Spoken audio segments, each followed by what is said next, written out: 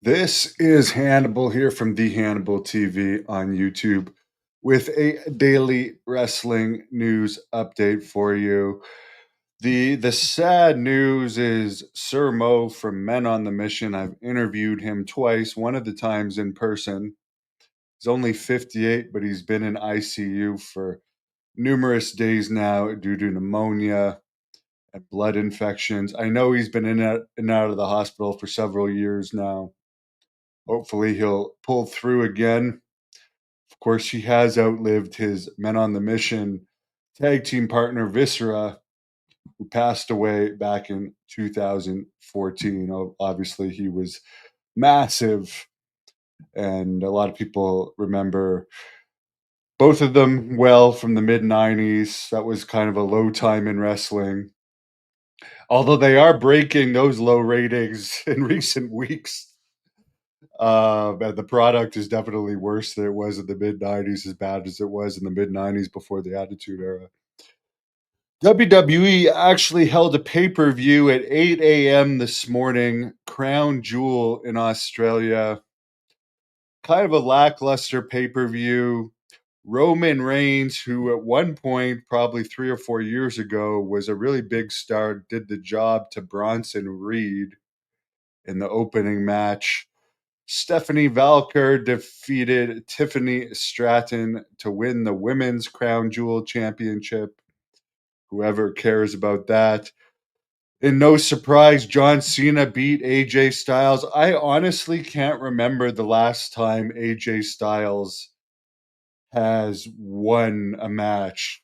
Like, he's won some lower level matches, but it seems anytime he's in an upper card match, he's just used to put the person over. And he says he's going to retire within the next year. Of course, I famously beat him 2 times in one night.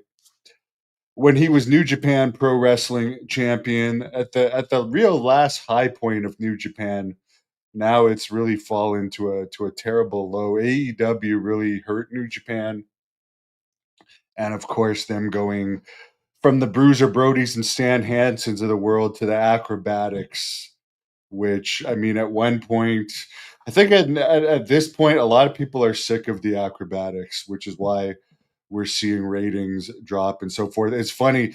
Triple H recently did a TED talk on how to successfully book WWE. They do have more revenue sources than ever, but you could argue the product is worse now than it ever has been.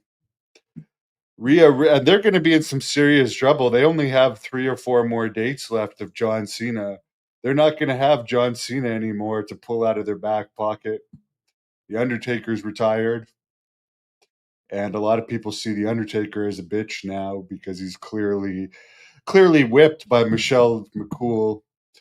It looks like they're probably going to bring Chris Jericho back at some point after his AEW contract expires. He's just going to sit at home and get paid for the rest of it, it appears. Rhea Ripley and Io Sky defeated the Kabuki Warriors. Seth Rollins defeated WWE champion Cody Rhodes to win the Men's Crown Jewel Championship. I don't see Seth Rollins as a guy that has a lot of steam, honestly. I mean, that time the Fan took him down, I think the Fan was handicapped, this short, fat little guy. I mean, we saw that he had no legitimate skill. He's obviously a great politician. He can put a good match together, but I don't see him as a top guy that's going to change the current interest level of WWE. Although I don't think this was for Cody's actual WWE title. This is for the Saudi Arabia Crown Jewel title that was defended in Australia for whatever reason. So there you go for those results. There is some other news to get into that I'll open up right now. Psycho Stu, the guy that got attacked by Raja Jackson, who's pleading not guilty but facing up to 7 years in jail for felony assault and some other charges. He says his in-ring career is over.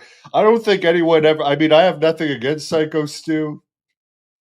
I don't think anyone even knew he existed in wrestling. It looked like the crowd for that show where that Raja Jackson incident happened was under 100. I think it's safe to say there was under 100 people there. Um, so he has retired for anyone that cares about that. Clearly, I mean, that's going to help his civil case against probably, I would assume he's going to sue Raja Jackson, Rikishi, who owned the league, and WWE because it was a WWE ID league. He has collected over $220,000 in GoFundMe. WWE released a lot of NXT and WWE ID wrestlers last week. None that you would know. The biggest name was Samu's son, Lance and Noah, which again, they're how many Samoans can you have in there, honestly, before the whole company is Samoans? I mean, nothing against them. They have their place, but at some point, they lose their specialness when there's such a large percentage of them in there. So, yeah, there was just a lot of releases, but he was the only one, and I only know him because it's Samu's son. I'd never really heard of him. Mercedes Monet won another title, a meaningless title no one's ever heard of in Denmark last night. Meanwhile, Dynamite did their lowest rating ever again. This seems to be the only records they're breaking lately. They did only a 0.06 rating for Dynamite this week. NXT has now beat Dynamite 50 out of the last 54 weeks. And I know I say this all the time, but NXT, the salary cap is 250,000. AEW, they pay people as much as 6 million. And they're it's not even a competition anymore. And NXT is not even a good show. And they're not even beating them by any huge numbers, but I think they got like a 0.12 recently, which is not a great number. SmackDown's been getting brutal numbers lately too.